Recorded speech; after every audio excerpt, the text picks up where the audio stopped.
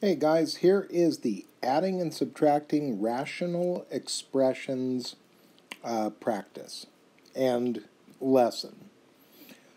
You'll probably want to pause this video right now, take a picture of this, or write this down in your notebook. These are the rules. Some things in mathematics are definitions, like, oh, this is the definition of a circle, so you just know what it is, or something.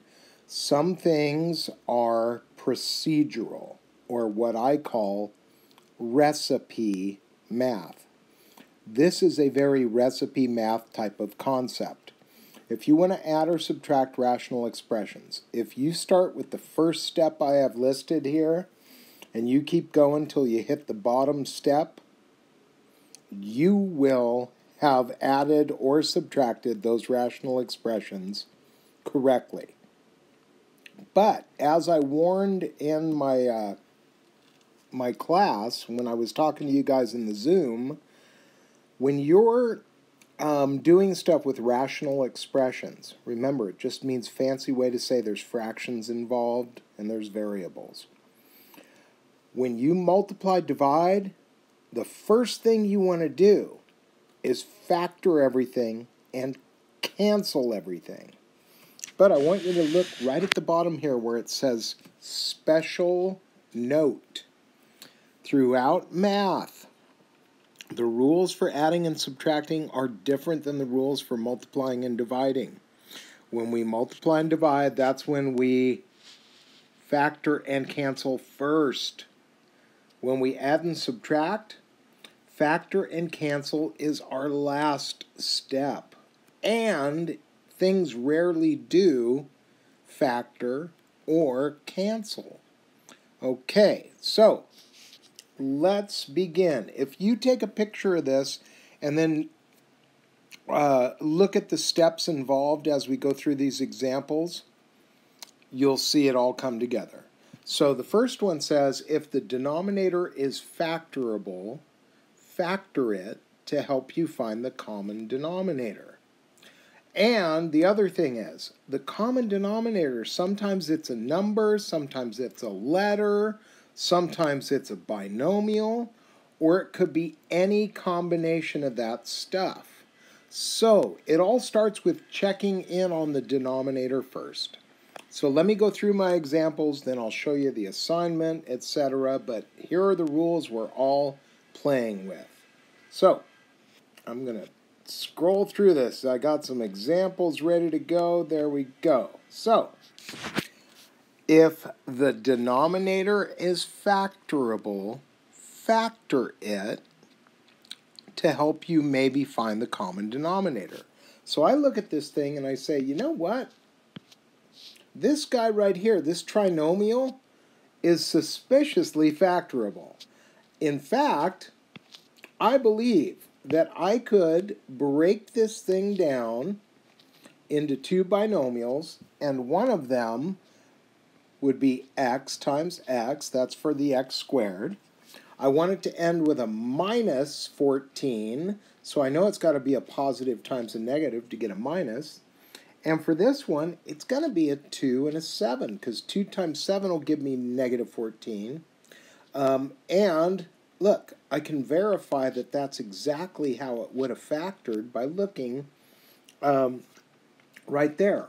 Also, I want you to know they're trying to kind of give you like a little hint built into the problem sometimes.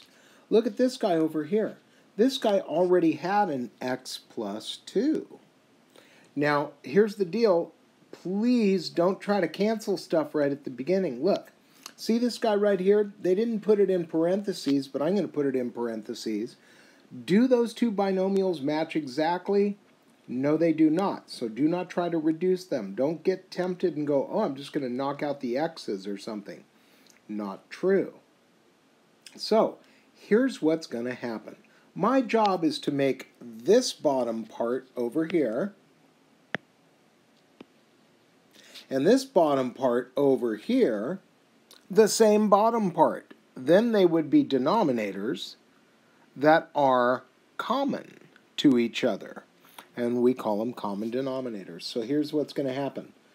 I can already tell you, the bigger dude is usually the cool guy when it comes to this. See, this guy's got everything. I got an x plus 2. I got an x minus 7. This guy's sitting over here going, well, I only have an x plus 2. But if you had an x minus 7, if this guy had an x minus 7 right here, they would then be matching. They would have the same denominator. So whatever you do to the bottom, you do to the top. So I introduced that into the problem. Now, the common denominator. When I'm done, this is the bottom of the answer. The answer's going to have something in the bottom, the common denominator. But what do I do with all this other stuff? I clean it up. So I'm going to do this. I just want to make sure I'm using kind of multicolored thing here. But what my job is now is to combine all this stuff in the numerator. And you'll see this is a subtraction problem, not an addition problem. So when it's subtraction, I have a little rhyme that I like to use to remember how to do this. So here we go. Let me just say, let's see what's in the numerator. In the numerator, I'm going to have this guy, that guy, but then I'm going to have minus. I'm going to have this minus what? Minus all this stuff foiled together. I'm going to have to FOIL all that stuff. So just this part of the problem, just this little part here, if I were to FOIL it, I would get x squared minus 2x minus 35. I would get x times x, that's my x squared. Then on the outside, I'd get minus 7x, inside plus 5, so that's minus 2. And then a 5 times that. But you know what I have not done yet? I have not subtracted this stuff yet. So here's how I always remember this. If I see something that needs to be FOILed, and I see there's something outside that needs to get distributed, I like to say this. FOIL these two, then distribute it through. FOIL 2, distribute it through. So what do? When I FOILed 2, I got this. I'm about to distribute this through, so everybody's going to change signs. So let me just, there's an x, there's a minus 3. Now it's a negative x squared. Now it's a plus 2x. Now it's a plus 35. Let's make this thing smaller. So I'm going to say, okay, I'm going to change back to black. Back to black, Amy Winehouse. I'm going to say negative x squared. That's going to go first. Then I'm going to say I have 2 x's. There's 2 x's. I have, oh wait, sorry, there's 3 x's. Whoa, I almost biffed it on that because I was getting ahead of myself. There's 3 x's. And then I got a minus 3 plus 35, that's 32. And I'm going to tell you, just for fun's sake, to make this quicker, this does not reduce. This top part will not factor to help me cancel. It is super rare that it will factor and cancel. So my final answer right there, that's it. Now, trust me, it won't factor and cancel. I'll give you some hints, things to look for. But let's just go on to the next one. Let's keep the rhythm up. Let's keep the pattern going here. So, I got this other dude that I made up that I want you guys to see. This is my next example. Now, I said at the beginning, if you can factor the bottom, you should try and do that, because sometimes that tells you what the common denominator is going to be. But this guy right here, that's just a 3. It's a number. Please don't do this. No, no, no, no, no. You cannot reduce. Remember, the last thing you try to do in an add-subtract question is to factor and cancel. So don't start jumping over barrels and trying to get ahead of things. That's a 3. 3s don't factor, they're 3s. I am a 3. This guy will not factor. I am an x. That's all he is. And then this guy over here is not a trinomial. He's just a lonely old binomial. I'm x plus 2. That's what he is. And please don't try to cancel this x with that x. Don't do that. No, no, no. Because this guy is a binomial also. They don't match exactly, so do not mess with them. But this is the time where, and I'm going to scroll down to my notes so I can read this through with you. This is the time when you say, well, the denominator is not factorable. I can't do anything about it. It won't help me find the common denominator. But the second step here reminds me that a common denominator sometimes is a number, a letter, a binomial, or any combination of that stuff.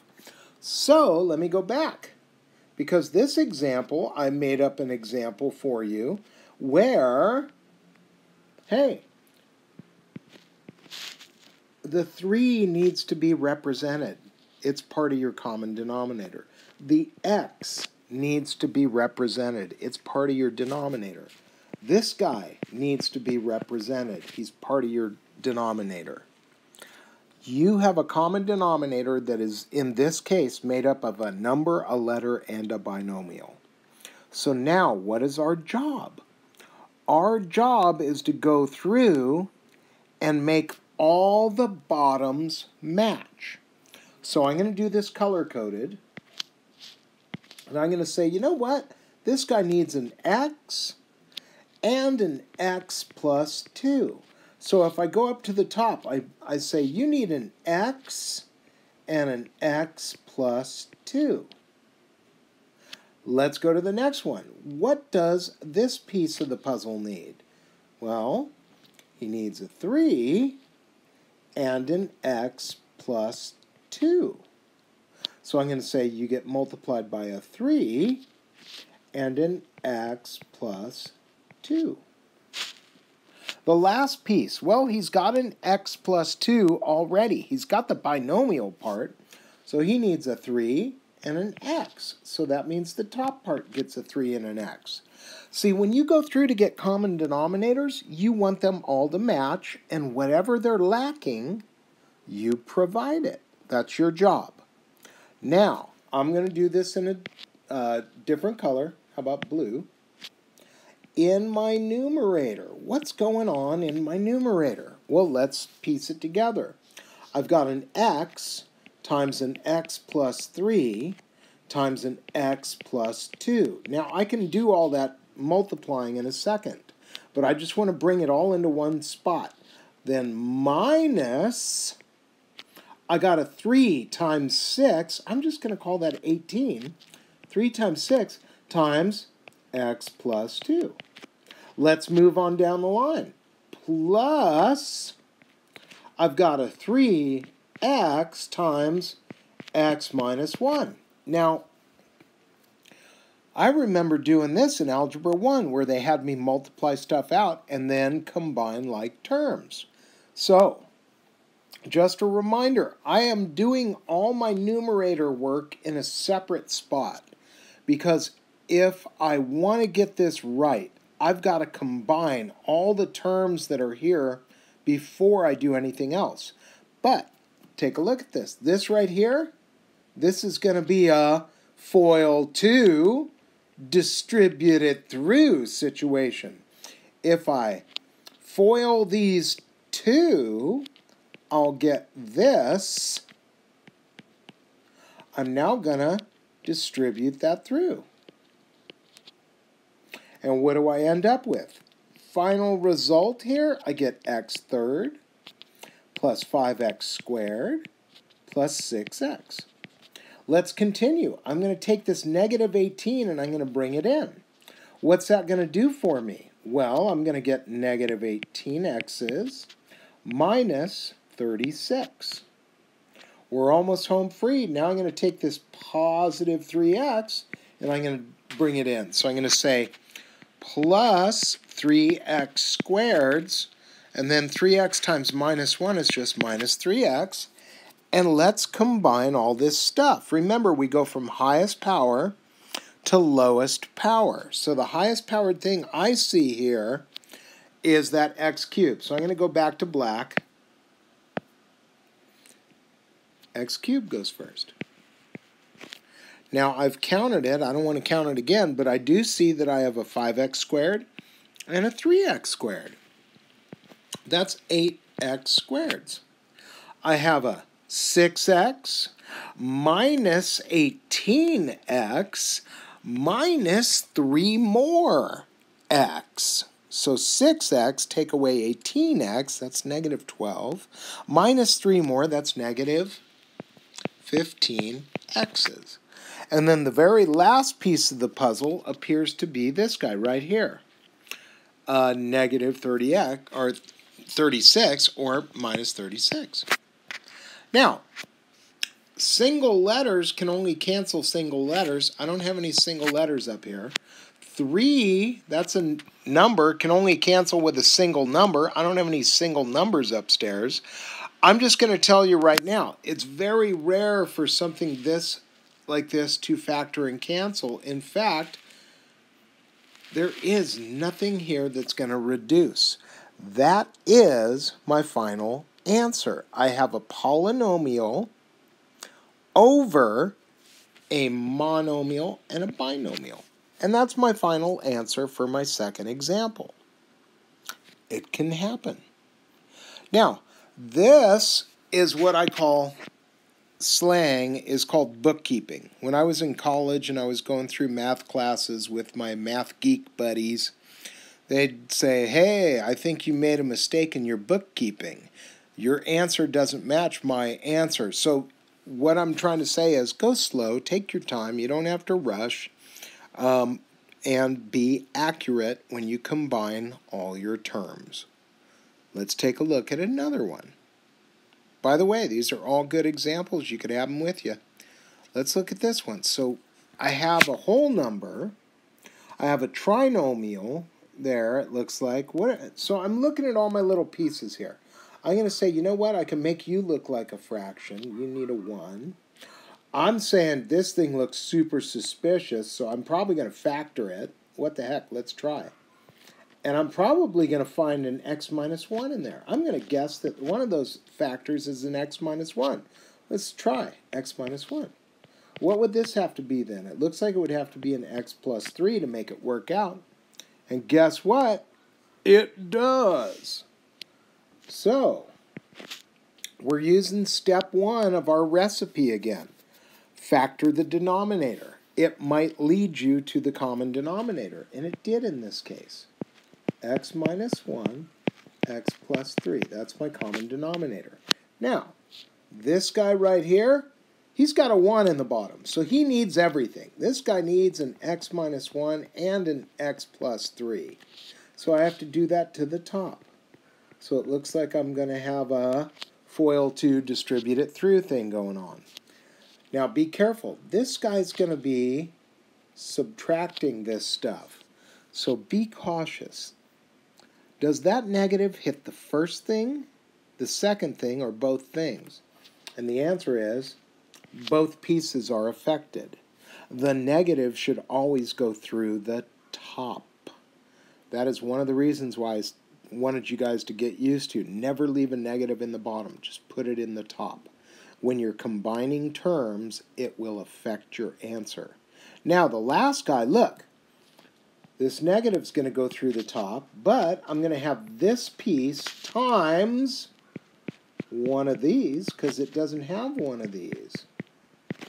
So my whole job is to make every bottom part match, and when I make the bottom parts match, it then affects what I do to get my numerator looking good.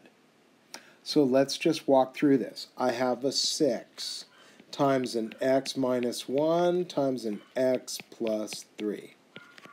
Minus, I have an x plus 7. Minus, I have an x minus 5 times an x plus 3. So I got some FOIL to distribute it through. I got some more distributing to do. I got some FOIL to distribute it through. I got a lot of cleanup to do. So this is where my buddies and I would say bookkeeping. All right? So I'm going to FOIL these two, and if I do, I'm going to get this times 6 minus, well, minus x minus 7. What the heck? Then I'm going to say it's going to be a minus, what that is, well, when I FOIL that, I get x squared minus 2x minus 15. So this whole chunk of junk, I just FOILed 2. I'm going to distribute this through. So let's clean this all up. I'm going to come back and make it as pretty as I can. 6 times x squared is 6x squared. Plus 6 times 2x, that's 12x. Minus 6 times 3, that's 18. Minus an x, minus a 7. Then all these guys here are just going to change sign when I distribute the minus through. And now we got to combine all the stuff that's making up my numerator. Let's start with the highest powered thing. The highest powered thing is 6x squared. And then there's a minus x squared. That's a grand total of 5x squared. I'm filling in my answer now up here. So I counted those guys. Then I'm going to do, well, 12x. Take away an x. I'm at 11. 11 plus 2 more is 13 x's. Did I count everything that's an x? Yes, I did. So I have 13 x's. Then I'm going to say minus 18 minus 7 more plus 15. So minus 18 minus 7 more is minus 25 or negative 25. Plus 15 is negative 10. And once again, all I'm doing is collecting stuff. That's my final answer. Now, once again, I'm not focusing on does the top part factor and cancel. I'm not focusing there. It's so rare that it actually happens. It's super rare. But there is a way I know ahead of time that it's not factoring or canceling. I can tell. And I'll clue you in on that later. Let's just get the mechanics down. Let's get the correct steps down. Oh, by the way, here, if you want to put this in your notes, pause me at any time and record the stuff that we're doing. Okay, in your notebook, I mean. So let's try this one. What the heck? There's different letters. Yeah, but I'm just going to remind you. Whoop. The denominator is not always factorable. If the denominator is factorable, factor it. Okay. The common denominator might be a number, a letter. Let's stop right there. Sometimes the denominator is just a bunch of letters. It can happen. It's okay to happen that way. But this time, let's look at this one. I have this guy x first, y first. Here's an x squared, y first. X first, y squared. I'm going to tell you right now, the common denominator is going to be x squared, y squared. Whatever the biggest dude is, he's always the coolest, okay? He's got everything you want. So let's go back through and make this work out. This is actually the easiest problem we've done so far because if I multiply this part here by another x and another y, we just did all our exponent rules. That's going to give me x2, y2, and that's what I want. So this guy needs an xy. Then, this dude already has an x squared. He just needs another y. And then he'd have y squared, so give him a y. Over here, this guy's like, I need an x. I totally need that x. Okay, have an x. That's okay. You can have that x. See, what would happen? Right here, this would say then x squared, y squared in the bottom. It totally would. This guy would say x squared, y squared in the bottom. Yeah, it would. And likewise, aquí también. So what's my common denominator? X squared, y squared. When it's single letters, you key in on the coolest guys, which are the dudes with the most power. So, this one's almost done, because what do I have? 1xy plus 2y minus, don't forget it's minus, 4x. Now, just if you want, you don't have to put the 1. You could just say xy. If you want, you could put this guy next, and I'm going to tell you why in a second. Mathematically, you should always put your stuff in alphabetical order. That's just politeness. So, this guy's got an x, this guy's got an x, this guy's got an x. Doesn't matter which one goes first. They both have x's. But this guy goes last because he doesn't have an x. Think of the alphabet. What comes first? X before y. Okay. So, anyway, what's our final answer look like then? Well, our final answer looks like this then. If I put it in that order,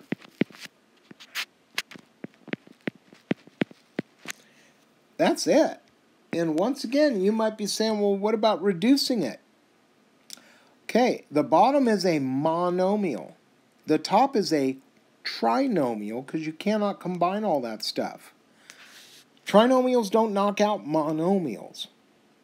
They don't. The only way you could reduce it is if you could take out a single letter from every term in the top. You can't. They don't have a GCF in the top to take out. There's no GCF in the top. So you're done. That is a complete answer. Now, let's just look. I got a couple extra random ones, so we are just... What is your gut telling you? Look at this one.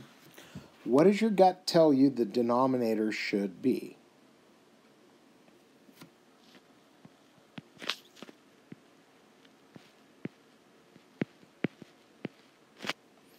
That's what it should be. Why? Well, this guy's got a 3. 3 is a number. 3 needs to be represented. Both of these guys have x's, but this guy's cooler. So let's go back and give them what they need.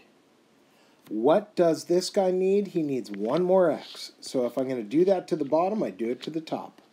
This guy just needs a 3. So if I got to give him a 3 in the bottom, I give it to the top. So I did not change colors on this because normally I'm not using all kinds of different colors when I do work. But if you have a super rad pencil case and you have all kinds of different colorful stuff, man, this is let it shine. Let it rock and roll here. So we go x times x plus 1. Well, that just means distribute. So I get x squared plus x. Plus, what's going to be next? 3 times 2x, that's 6x. And then 3 times 3 is 9. And away we go. Let's put these together. And we get x squared, that's the highest powered thing, plus 7x plus 9. Once again, that's the final answer. I cannot do anything about that. Do not say, well, what about this? What about that? Can I knock out the x squareds? Wait, 3 goes into 9. Can I do that? The answer is no. Please don't. You will make me cry. Cry so sadly. Remember, the top part's a trinomial. The bottom part's a monomial. What are the rules? If you can't factor it, take a look. The top won't even factor. It won't. But if you can't factor it, you definitely can't cancel it because trinomials only knock out matching trinomials. Huh? Okay, I got one last problem. I got one more example I want to walk through. Because this guy has a little bit of everything from my list of fun facts. So here we go. I have not shown you this yet. X plus 2 quantity squared. Well, what does that mean? Well, let's rewrite it. What it really means is I have a 4, and then on the bottom I have 2 of these. And if I have 2 of them, both of them need to be represented. That's true. Not lying. Minus 1. Now, I hope you recognize this guy as the difference of squares. So I'm just going to factor the denominator right away. I'm going to say, you know what? That's what you turn out to be. You cannot fool me. Plus 5 over, well, this guy's an x plus 2. So think about it. The common denominator has to represent everybody that's there. And just because you factored something doesn't mean that thing is necessarily always going to be the common denominator. You have to make the first dude. I need to be represented. I do. And this guy says, well, that's kind of cool, but what about my x minus 2? I go, okay. And then this guy's like, well, I only got one of those. So let's go back and make sure they all represent. I'm going to go back. Let's use some orange. Why not? This guy needs another thing. What's he missing? He's missing an x minus 2. So I'm going to give him an x minus 2 in the top. Minus, well, what is this guy missing? He needs one more of these babies. He does. So we're going to give him one. And then this dude is like, I need a lot of help. So he needs 2 things.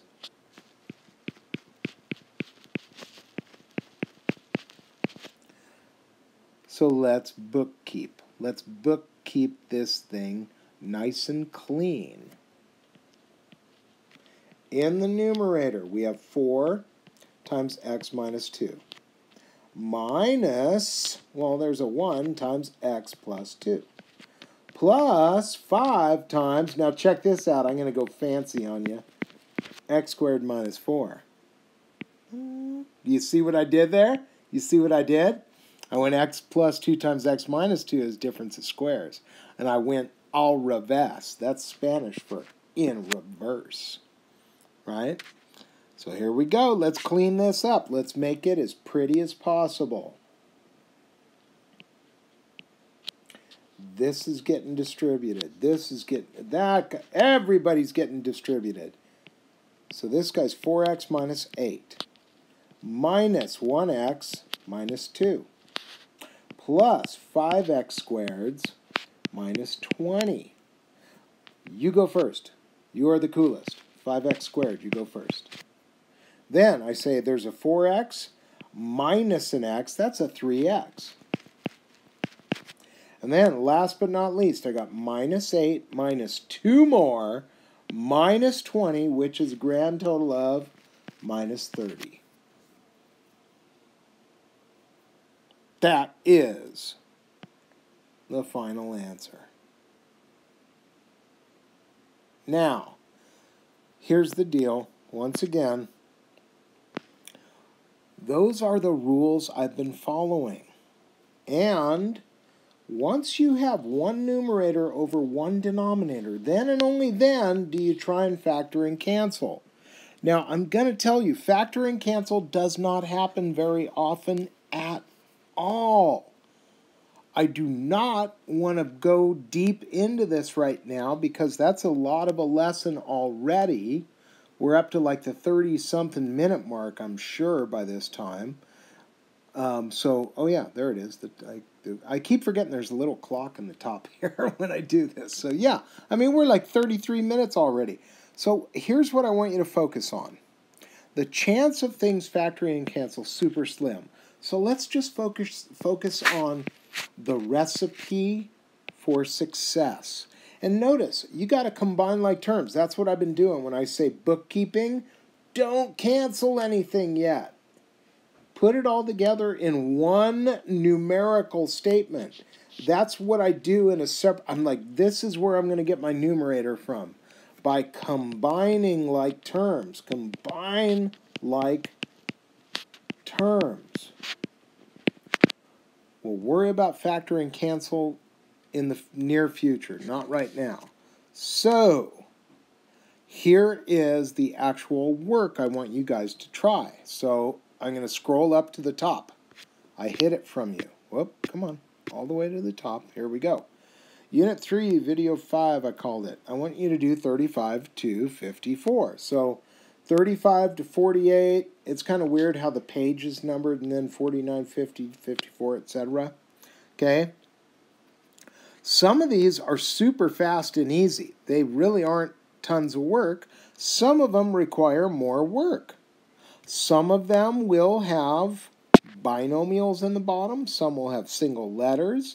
Some will have single numbers. It's all just, it depends on what the situation is. Now, there's one problem I'm looking at here, noticing that I did not do an example like it, and it's number 45. Number 45, you might look at that and go, oh, I just add x to the other one. Okay, when you're trying to get a common denominator, you never get a common denominator by adding anything to the bottom. It's always through multiplication. So just on number 45, since I didn't do any example like this, let me start you off correctly. I see that this thing factors. It's got a common denominator, or not a common, it's got a GCF. I can take an x out. And then you did see an example that looks kind of like this. So that's my hint for number 45. Just in case you get stuck and you're like, I don't even know where to go next. Once again, I took these problems out of that book that I like because they show all their steps. So problems 35, 36, 37, etc. Look, here's your final answer, here's your final answer, etc. The last thing they write down is the final answer, okay? Take a look. Keep going down. 45. Number 46, there's the answer. 47. Oop, that's not it. Sorry. Oops. Let me get rid of that. 47, etc., etc., etc. Just a heads up. Not one single one of these dudes will factor and cancel when you get to the end. They won't. It is so rare that it happens, and I did not want to go there today. Let's just get the basics down. But you can, whoops, oh my God, what is that? You can pause it, take a picture of it. So there's the assignment. Click. Here's one part of the answer key. Click. The other part of the answer key. Whoop. Click. And then the last part. Click. Okay, guys, good luck on this. Take your time. Be a good bookkeeper. Show your steps. Sometimes people try to take shortcuts by not writing things out. Bad news. It usually means you missed something and you ended up getting it wrong. Take your time. Write it out. And besides, when you write out your work, let me just show you one thing. This is what I found out when I was a kid in high school. When you write out your work for problems like this, look at how cool that looks. You know what? Your parents might be really good at math. They might be engineers or something like that. And they'll respect the fact that you're showing all your work. They'll think that's really cool. And if your parents aren't engineers and you show this kind of work, look at that. Then you really could, you could say, look at how hard I'm working. And that's when you hit your parents up for money. That's when you say, look at how much work I'm doing. I'm trying to be such a good kid, Mom and Dad. And then can I borrow $20? That's when you hit them up for money. That's when my kid hits me up for money, and it always works. Okay. So, little life lesson, little math lesson. A little bit of both.